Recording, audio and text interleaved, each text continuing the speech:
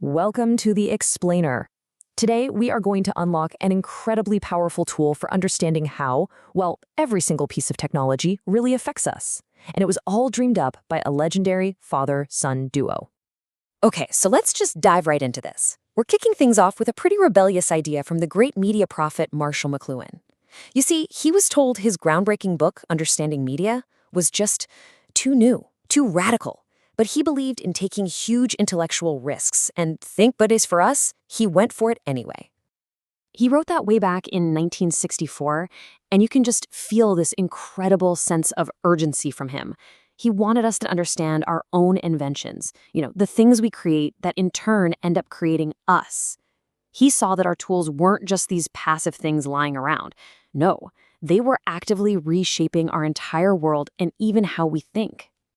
And that just brings up a massive question for our world today, doesn't it?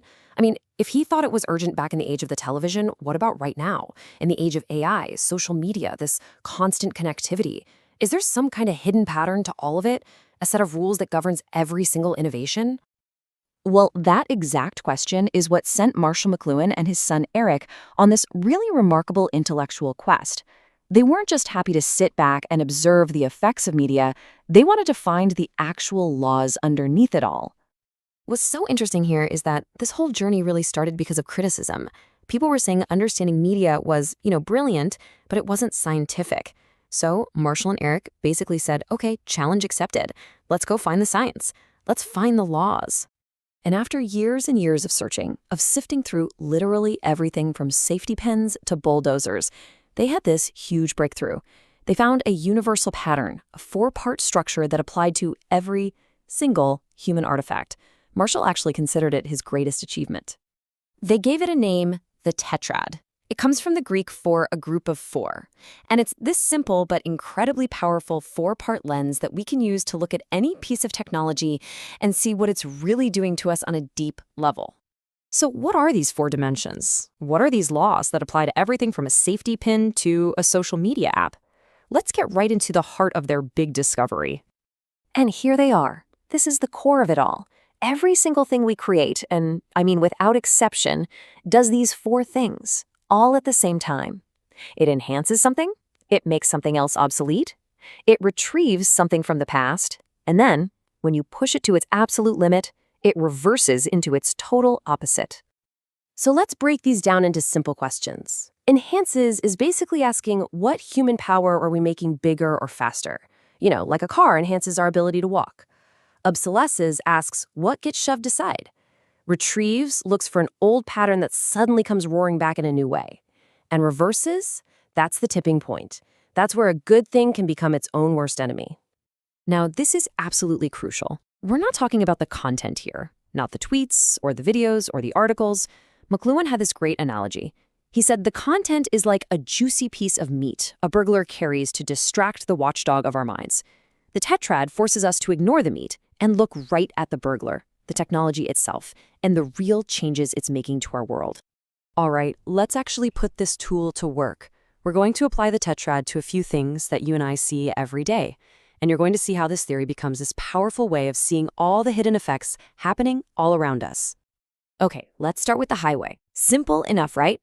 It enhances our speed. It makes things like local neighborhoods and train travel, well, obsolete. So what does it retrieve? Funny enough, Marshall's grandson figured this one out while walking his dog. It brings back the idea of the ancient river as a central route for movement. And what happens when you push a highway to its limit? It reverses into its exact opposite, a traffic jam. How about the Xerox machine? It enhances the speed of printing, for sure. It makes the old assembly line way of making a book obsolete. And it retrieves a kind of oral tradition, this free, super fast sharing of information. And its reversal?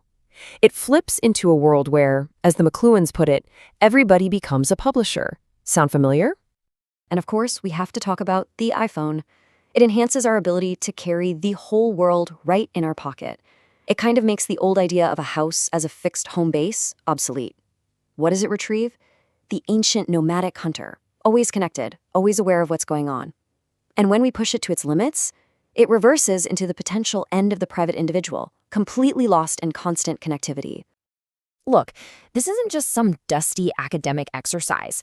What the McLuhans gave us is a really practical tool for the future. It's a way for us to actually participate in understanding our world, not just be passive consumers swept along by it. They called it a make-aware agent, a way to see the patterns hiding behind all the chaos of new technology. By asking these 4 simple questions, we can start to see the invisible forces that are shaping us. And it totally reframes unintended consequences into effects that we can actually think about and maybe even prepare for. And this, right here, might be the most empowering takeaway from their entire life's work. Technology is not some unstoppable force of nature that just happens to us. As long as we are willing to just stop, to look, and to truly think about its effects, we get our choice back. We reclaim our agency. So that brings us right here to today. The Tetrad isn't a history lesson, it's a map for the future that's unfolding as we speak. So the final question is really for you. What will AI enhance? What is it going to make obsolete? What ancient human pattern will it bring roaring back? And when we push it to its absolute limit, what will it reverse into? That's the exploration that's waiting for all of us.